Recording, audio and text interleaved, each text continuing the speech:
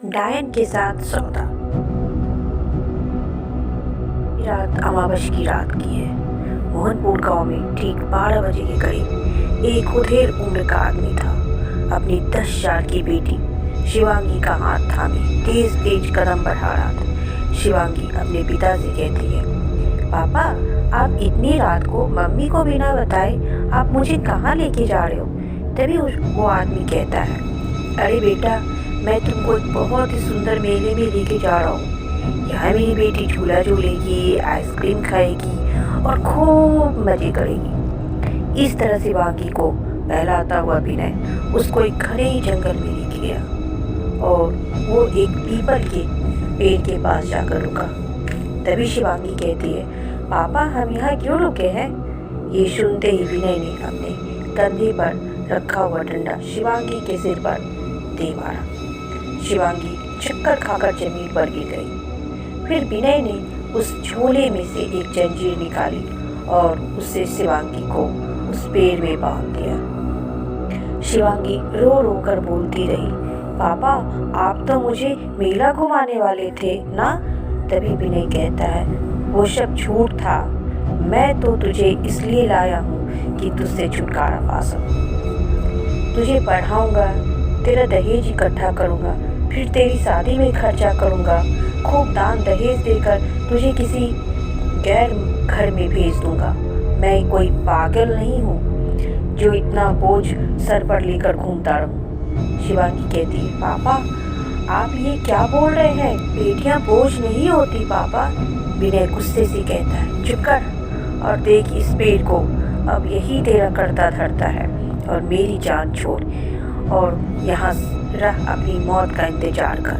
कुछ देर बाद कोई जंगली जानवर यहाँ आएगा और तुझे अपना निवाला बनाकर अपनी भूख शांत करेगा।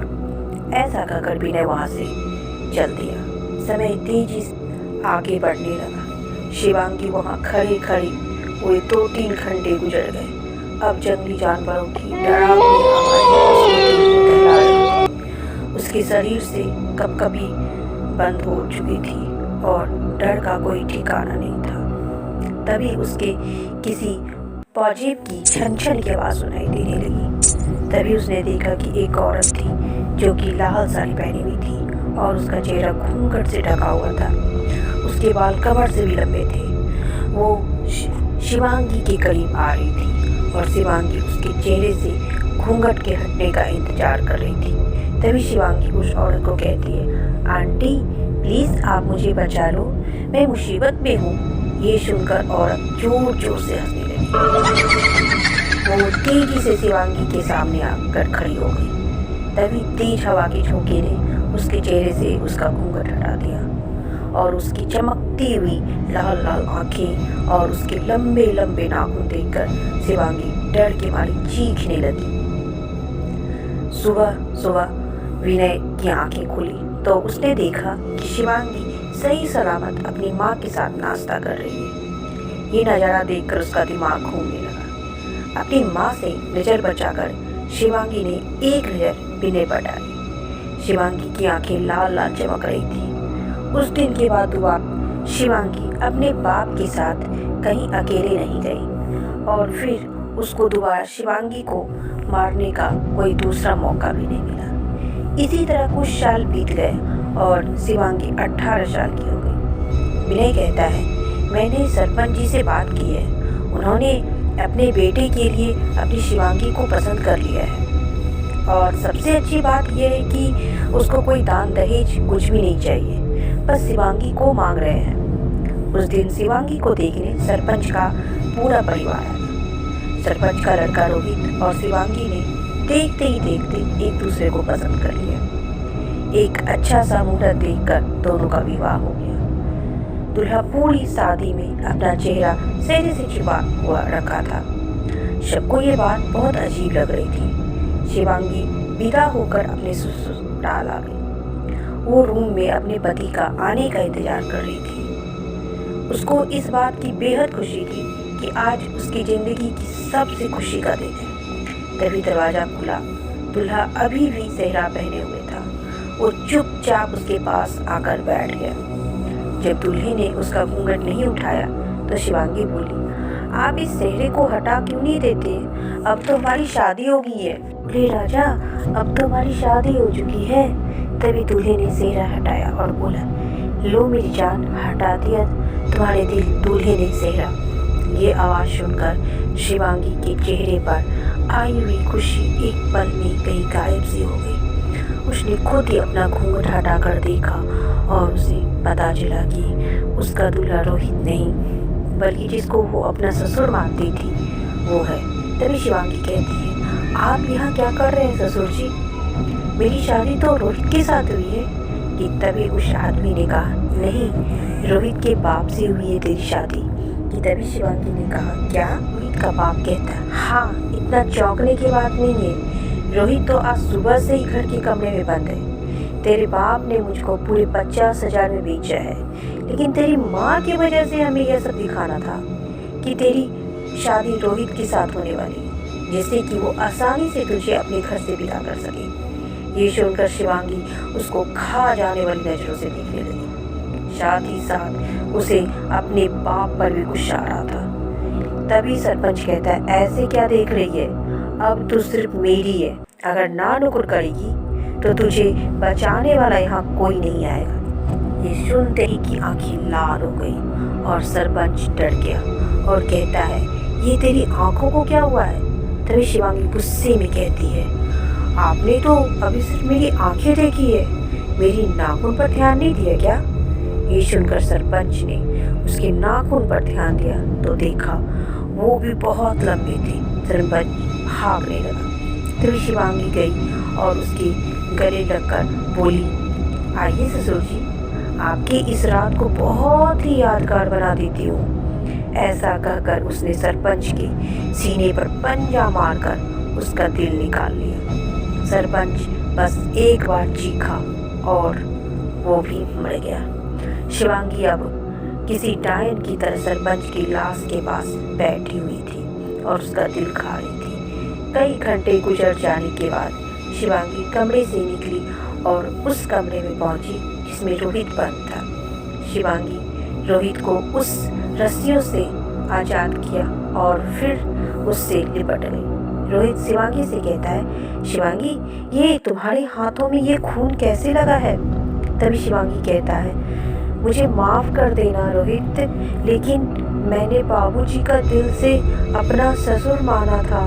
वो मेरे साथ ज़बरदस्ती कर रहे थे, इसीलिए मेरे हाथों उनका खून हो गया। ये सुनकर रोहित को एक बड़ा सा झटका लगा, लेकिन उसको उसके बाप की करतूतें भी याद थी जो उसके खून को खौला रहा था। उसने शिवांगी से कोई नाराज़गी नहीं जताई और फिर सरपंच की लाश को ठिकाने लगाकर फिर दोनों पति पत्नी की तरफ प्यार से रहने लगे। कुछ दिन गुजर जाने के बाद शिवांगी की माँ भी गुजर गई और 2 दिन बाद उसके पिता विनय अकेले में उससे मिलने आए। वो कहता है, मुझे माफ़ कर दे बेटी, बचपन में मैंने तुझे मारने की कोशिश की और जवानी में मैंने तुझे बेच डाला, लेकिन अब मुझे अपने किए का बहुत पछतावा है।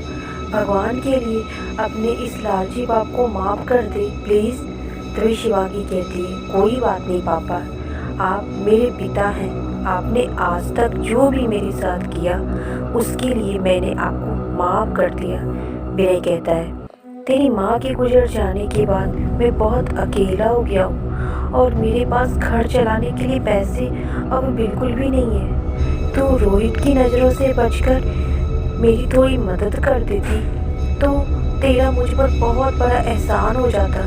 तभी शिवांगी कहती है, ठीक है पापा, रोहित के सो जाने के बाद रात को आपके पास जाऊंगी और आपको इतना धन दे दूंगी कि आप जिंदगी भर बैठ कर खाएंगे। ये सुनकर विनय बहुत खुश हो गया और घर जाकर रात होने का इंतज़ार करने लगा। रात के ठीक 11 बजे शिवांगी उसके घर आई और कहा, आइए पिताजी मेरे साथ चलिए। ऐसा कहकर वो आगे आगे चलने लगी और विनय भी उसके पीछे पीछे चलने लगा। इस तरह वो ठीक उसी पेड़ के पास जाकर रुकी जिस पेड़ के पास विनय ने उसे बचपन में उसको छोड़ कर गया था। तभी विनय घबराता हुआ कहता है, तू तो मुझे धन देने वाली थी ना? फिर मुझे यहाँ इस पेड़ के पास क्यों लाई है? शिवांगी वो राज बताने के लिए अपने बाप को वहाँ लाती है जो वो बचपन से जानने के लिए बेताब था। उस दिन जब शिवांगी का बाप जब उसे वहाँ छोड़कर चला गया तो उसके जाने के बाद जानवर के बदले एक टाइम उसके पास आई और वो कहती है, ये क्या आज भी कोई मर्द नहीं मिला? लगता है आज भी इसी बच्ची से काम चलाना पड़ेगा। तभी शिवांगी उस टाइम से कहती है, खा लीजिए मुझे, वैसे भी मेरे बाप ने मुझे यहाँ जानवरों का शिकार होने के लिए छोड़ गया है। टाइम कहती है, अगर ऐसा है तो मैं तेरी जान बख्श सकती हूँ, लेकिन आज से मैं तेरे साथ एक शाया बनकर रहूँगी और एक दिन तू किसी एक मर्द को यहाँ लेकर आएगी। फिर ये सारी बातें शिवांगी ने अपने बाप को कहा कि मैंने उसकी शर्त मान ली और उसने मुझे उस बेटियों से आज़ाद कर दिया। शादी के बाद मैंने ही सरपंच को मार दिया और आज आपको यहाँ इस जगह लाकर मैंने उसकी ये शर्त पूरी भी कर दी। तभी विनय कहता है, अब तो अपने पिता को यहाँ मरवाने के लिए लाई है। शिवांगी कहती है, हाँ पापा, आप भी तो एक पिता होने के बावजूद भी मुझे यहाँ मरने के लिए छोड़ गए थे, तो भला मैं क्यों नहीं कर सकती? कि तभी तेज तेज आवाज में पायल की आवाज आने लगी। विनय कुछ समझ पाता कि तभी वो डायन उसके सामने आ गई। उसको देखकर विनय का दिल दहल उठा। डायन ने एक ही पंजा मारकर उसका दिल निकाल लिया। शिवांगी मुस्कुराती हुई वहां से अपने घर चल दी। कुछ कदम चलने के बाद उसने पीछे मुड़कर देखा तो उसके लालची बाप के पास बैठी हुई वही डायन उसके दिल को बड़े मजे से चबा चबा खा रही थी। ये देखकर शिवांगी भी जोर जोर से हंस पड़ी और फिर आगे उससे नज़र फेरकर वहाँ से अपने घर की तरफ चली गई। हे डियर, आपको अगर ये कहानी अच्छी लगी हो तो प्लीज़ वीडियो को लाइक और सब्सक्राइब जरूर करिएगा।